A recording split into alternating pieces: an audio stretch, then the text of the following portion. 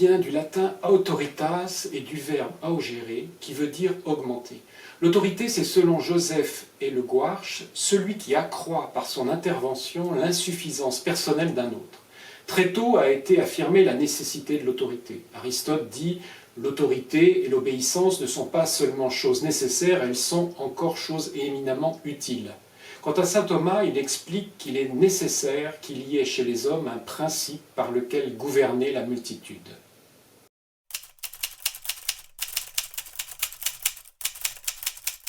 L'autorité est définie par Luigi Taparelli d'Azeglio dans son essai théorique sur le droit naturel basé sur les faits comme un principe d'unité employé par un être intelligent qui a le droit d'obliger des individus intelligents pour le bien commun de la société.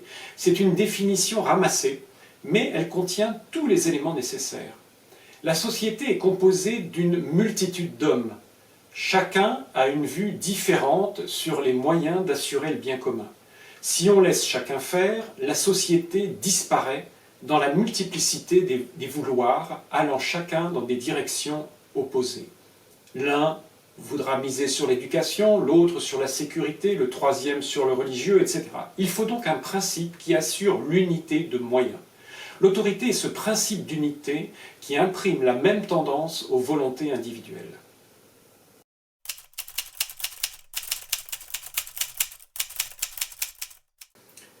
Pour avoir une société, il faut au moins deux hommes. L'existence d'un groupe d'hommes est ce que l'on appelle la cause matérielle de la société.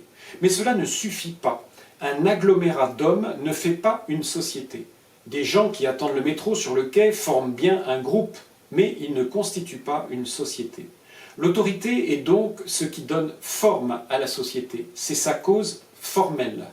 Pas de concert sans chef d'orchestre, pas de chantier sans chef de chantier, pas d'entreprise sans directeur d'entreprise.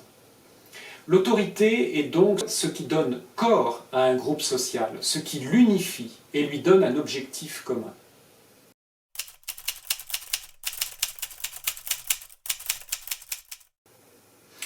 Toute société a un objet social, ce pourquoi elle existe. L'autorité dirige la société en vue de cet objet social. Dans le cas de la société politique, c'est le bien commun. C'est ce que l'on appelle la cause finale de la société. La fin de la société est la réalisation du bien commun. L'autorité est donc là pour incarner cette unité dans la poursuite du bien commun.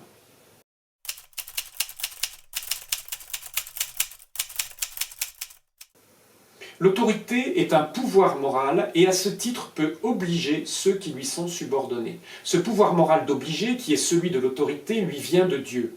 Que chacun soit soumis aux autorités supérieures, car il n'y a d'autorité qu'en dépendance de Dieu, et celles qui existent sont établies sous la dépendance de Dieu, dit saint Paul aux Romains. Vous connaissez cette phrase. Ce pouvoir moral, qui est celui de l'autorité, permet d'obliger ceux qui lui sont soumis et ainsi d'unifier leur volonté dans la poursuite du bien commun. Si l'autorité doit être réglée par la poursuite du bien commun, c'est l'obéissance qui est requise du côté des citoyens. Ces deux éléments, obéissance d'un côté et commandement en vue du bien commun de l'autre, sont essentiels pour maintenir la société.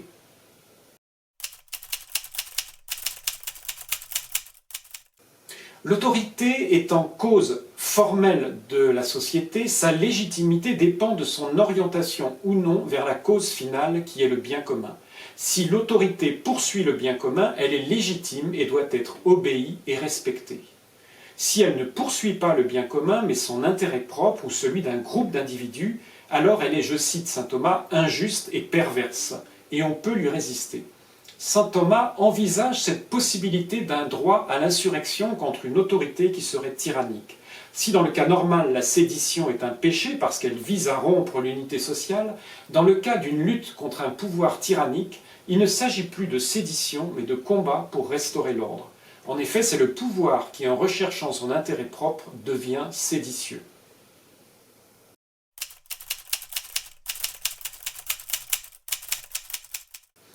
L'autorité est nécessairement unique, car si celle-ci est divisée, elle ne peut plus être un principe d'unité. Elle tient donc tous les pouvoirs, exécutif, judiciaire et législatif dans sa main. En revanche, elle peut les déléguer. Ainsi, le pouvoir exécutif peut être délégué à des ministres, le pouvoir législatif à des législateurs et le pouvoir judiciaire à des juges. Selon la nature du régime, l'autorité résidera soit dans une seule personne, c'est la royauté, soit dans un groupe de personnes, l'aristocratie, soit dans la multitude, la république. Plus le pouvoir réside dans un nombre important de personnes, plus le risque de discorde entre gouvernants est grand, et plus le maintien du principe d'unité nécessite discipline et vertu. C'est pour cette raison que saint Thomas affirme la prééminence de la royauté. Nous voilà donc à la fin de notre vidéo formation. Merci et à bientôt.